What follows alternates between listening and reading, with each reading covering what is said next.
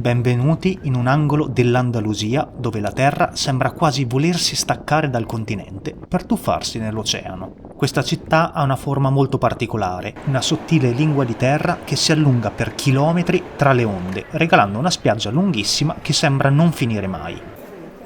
Considerata da molti la città più antica dell'intero Occidente, porta con sé l'eredità dei Fenici e di millenni di navigazione. Camminando nel suo centro storico sarete circondati da edifici dai colori pastello e da centinaia di balconi e torrette panoramiche, un tempo usate dai commercianti per avvistare le navi che tornavano cariche di tesori dalle Americhe.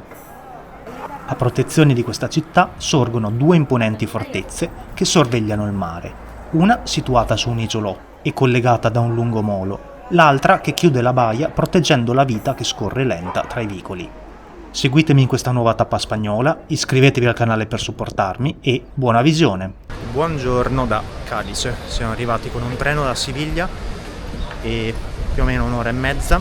Ci troviamo nel centro storico, bella giornata e oggi c'è anche Telma.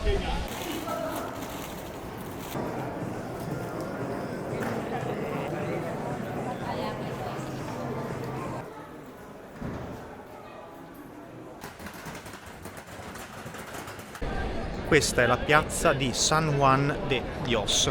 Qui c'è il municipio e questa piazza venne ristrutturata per festeggiare i 2 secoli dalla Costituzione nel 1812, mentre il municipio fu costruito nel 1799 sulle fondamenta e sul sito delle precedenti sedi municipali. È il risultato di 2 fasi, la prima in stile neoclassico, appunto del 1799, e la seconda in stile isabellino del 1861.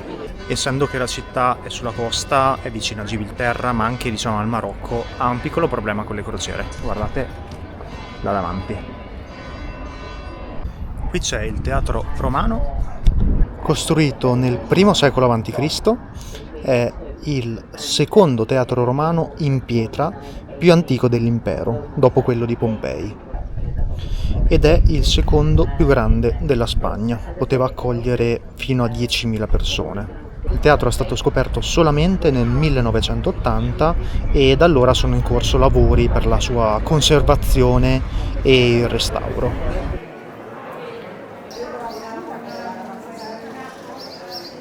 Dal punto di vista geografico e morfologico, Cadice è particolare.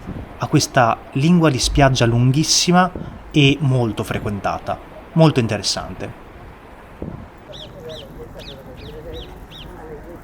Questa è la cattedrale molto particolare con la sua cupola gialla in stile barocco neoclassico e è stata commissionata nel 1716, anche se il progetto fu portato a termine nel 1838.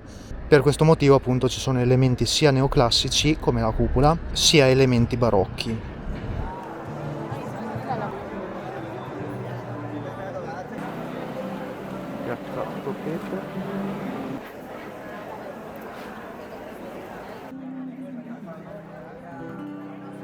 Il mercato centrale, vediamo se si trova qualcosa da mangiare. Questo è il più antico mercato coperto della Spagna, costruito nel 1837 su un sito di un antico convento e poi ristrutturato di recente.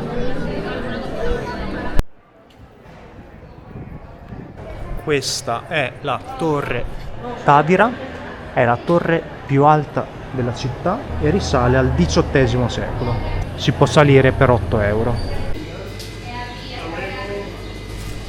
Io volevo solo vedere la città.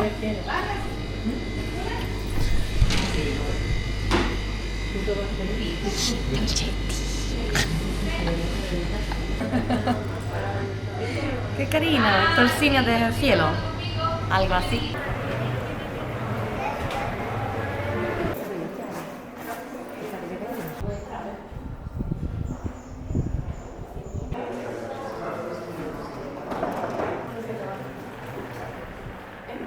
Questo è il Gran Teatro Falla, costruito sulle fondamenta del precedente Gran Teatro di Cadice, che era un edificio in legno costruito nel 1871 e bruciato 10 anni più tardi.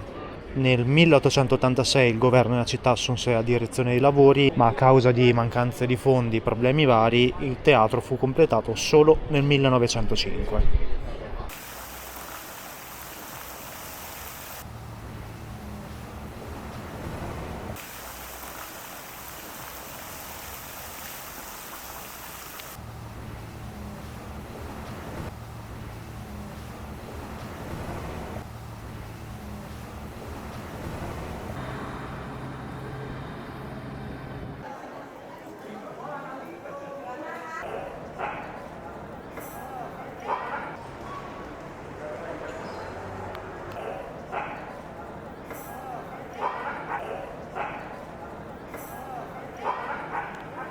Cosa interessante, quando si cammina per la città, sugli angoli si trovano resti del passato, tra cannoni e pezzi di fortezza, edifici. È stimato che in città ci siano circa 114 cannoni disposti nel centro e recuperati.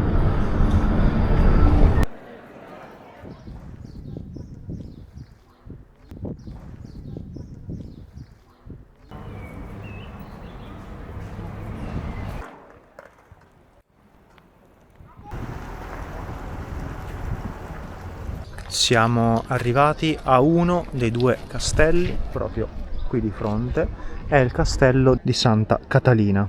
Dopo il saccheggio anglo-olandese della città nel 1596, il re Filippo II decise che la cosa più urgente da fare fosse la costruzione di una fortificazione nella baia di Santa Catalina, perché questo era uno dei punti più vulnerabili delle frontiere marittime. Il castello è un importante esempio di architettura militare dell'età moderna e è arrivato a noi senza grandi cambiamenti.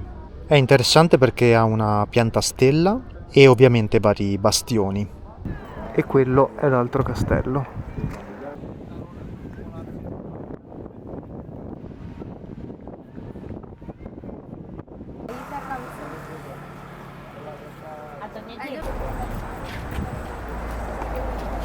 Secondo castello, castello di San Sebastian.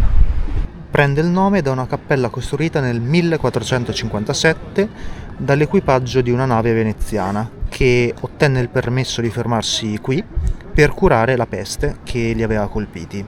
I veneziani utilizzarono i resti di un antico faro per costruire questa costruzione e poi nel 1613 venne sostituito da una torre di guardia che fungeva sia da guida per i marinai sia da costruzione difensiva. Il faro fu ricostruito nel XVIII secolo e nel 1908 fu sostituito dalla struttura attuale, mentre il castello risale al 1706 e poi è ristrutturato più volte nei decenni successivi.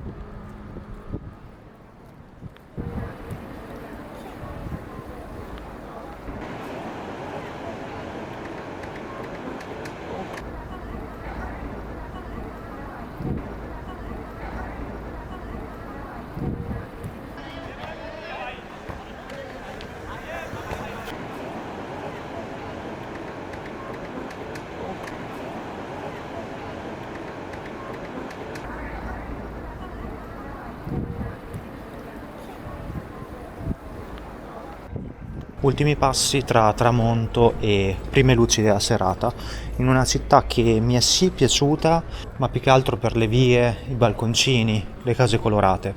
Io vi ringrazio di essere rimasti fino alla fine e vi do appuntamento la settimana prossima, sempre mercoledì, sempre alle 18.